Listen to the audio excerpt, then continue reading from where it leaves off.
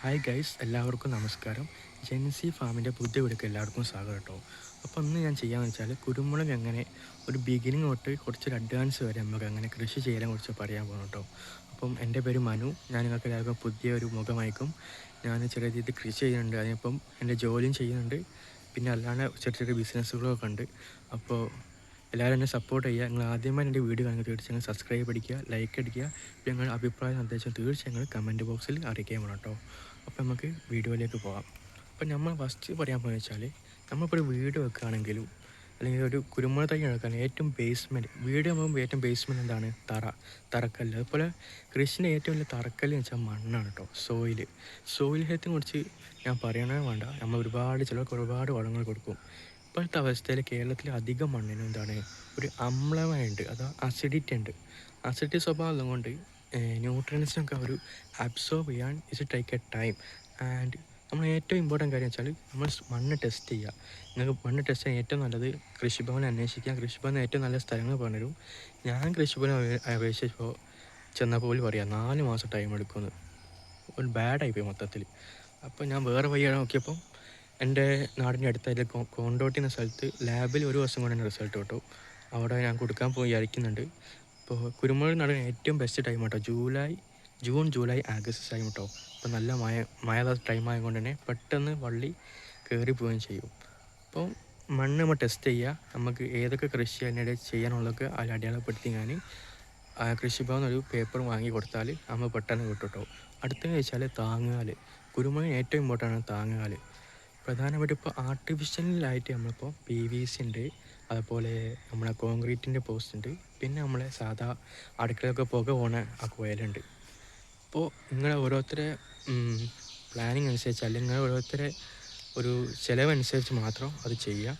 കുറച്ച് റിസ്ക് ആണ്. അപ്പോൾ നിങ്ങൾ ഫ്യൂച്ചർ കണ്ട് ചെയ്യുകയാണെങ്കിൽ ഇറ്റ്സ് എ ഗുഡ്, വാണിജ്യ അടിസ്ഥാനത്തിൽ ചെയ്യണമെങ്കിലും ഇറ്റ്സ് എ ഗുഡ് ചോയ്സ് കേട്ടോ. പിന്നെ നമ്മൾ സാധാരണ ഞാനൊക്കെ ചെയ്യുന്നത് പയ്യാനി ചെയ്യുന്നുണ്ട്, പ്ലാവിൽ, കവുങ്ങ്, അതുപോലെ മാവ്, പിന്നെ ചെറിയ അല്ലാണ്ട് നമ്മളെ വീടിൻ്റെ ചുറ്റും ചെറിയ തൈകളൊക്കെ ഉണ്ടാവില്ലേ, ഇതേപോലെ മഹാഗണിയൊക്കെ, അതിലൊക്കെ ഞാൻ ചെയ്യുന്നുണ്ട് കേട്ടോ.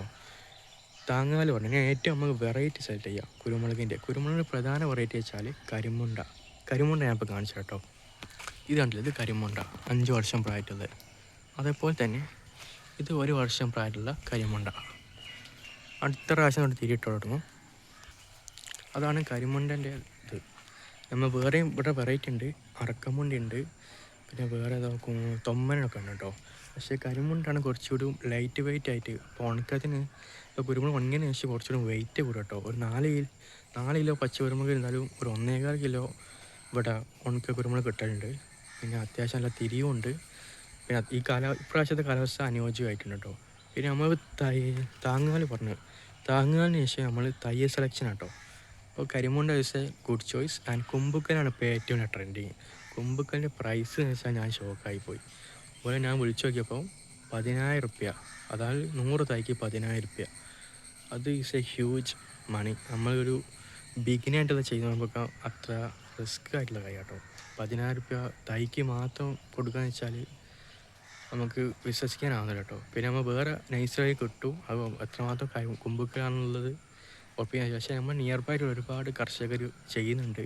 അപ്പോൾ അവരുടെ അടുത്ത് പോയി നമ്മൾ നല്ല വള്ളികൾ വാങ്ങി സെലക്ട് ചെയ്യണം, ഏറ്റവും നല്ല കേട്ടോ. പിന്നെ കരിമുണ്ട, കുമ്പുക്കൽ, തൊമ്മൻ, പിന്നെ സാധാരണ അർക്കമുണ്ടി, അങ്ങനെ ഒരുപാട് വെറൈറ്റികളുണ്ട്. നിങ്ങളുടെ കാലാവസ്ഥയ്ക്ക് ഏറ്റവും അനുയോജ്യമായിട്ടുള്ള കുരുമുളക് നിങ്ങളുടെ നിയർ ബൈ സ്ഥലത്തായി കൃഷി ചെയ്യുന്നെങ്കിൽ അവിടെ പോയി അന്വേഷിക്കുക. അവിടെ നല്ല ഇനം തൈ നിങ്ങൾക്ക് കിട്ടുകയും ചെയ്യും, നല്ല ഇനം വള്ളി കിട്ടുകയും ചെയ്യും കേട്ടോ. അടുത്തതാണ് ഏറ്റവും ഇമ്പോർട്ടൻറ്റ്, കുരുമുളക് എങ്ങനെ നടുക എന്ന് വെച്ചാൽ. ഇപ്പോൾ ഇവിടെ നടുന്ന രീതി ഞാൻ കാണിച്ചു തരാം. നട്ട രീതിൻ്റെ ഒരു പാർട്ടായിട്ടുള്ള കാണിച്ചു തരാം കേട്ടോ. ഈ കുരുമുളക് നട്ടതെന്ന് വെച്ചാൽ ഇതേപോലുള്ള വള്ളി മുറിച്ചെടുത്തു ഇവിടെ മുറിക്കും. എന്നിട്ട് ഇവിടെ കുറച്ച് മണ്ണ് നീക്കും കേട്ടോ. എന്നിട്ട് 4 കഷ്ണം മേലോട്ടിടും. ഇത് ഏകദേശം 4 ഇപ്പോൾ 2 എണ്ണം പിടിച്ച്. അപ്പോൾ ഇതൊരു വർഷമായി. അടുത്ത പ്രാവശ്യം കൊണ്ട് തിരിട്ട് തുടങ്ങും. ഇനി വേറെ വഴി വെച്ചാൽ നമ്മൾ നഴ്സറിയും സാധാരണ തൈ വാങ്ങലുണ്ട്. ഓരോ 40 റുപ്യ, 50 റുപ്യ, അങ്ങനെ 100 വരെ പ്രൈസ് ഉണ്ടാവും. ആ തൈ നടുമ്പോൾ പ്രധാനമായിട്ട് അടിയിൽ കുറച്ച് വളങ്ങൾ കൊടുക്കാം. ചാണകം, എല്ലുംപൊടി, വേപ്പിൻ പൊടിനൊക്കെ കൊടുക്കാം കേട്ടോ. പിന്നെ വെച്ചാൽ നിങ്ങൾക്ക് ആവശ്യമുണ്ടെങ്കിൽ ഇപ്പോൾ ഒരിക്കലും കുഴിച്ചിടുന്ന സമയത്ത് ഒരുപാട് വളങ്ങൾ കൊടുക്കരുത്. ഇതിൻ്റെ ഒക്കെ ആകുമ്പോൾ ഇപ്പോൾ PVCൻ്റെ പോസ്റ്റിൻ്റെ അടുത്താണെങ്കിൽ ഓക്കെ. പക്ഷെ നമ്മൾ ഇതിൻ്റെ സാധാ കവുങ്ങ് പ്ലാവ് പയ്യാൻ എടുക്കുകയാണെങ്കിൽ ഒരു മിനിമം വളം കൊടുക്കുക, പിന്നെ മഴയ്ക്ക് മുമ്പ് മഴയ്ക്ക് ശേഷം അങ്ങനെ കൊടുക്കുക കേട്ടോ.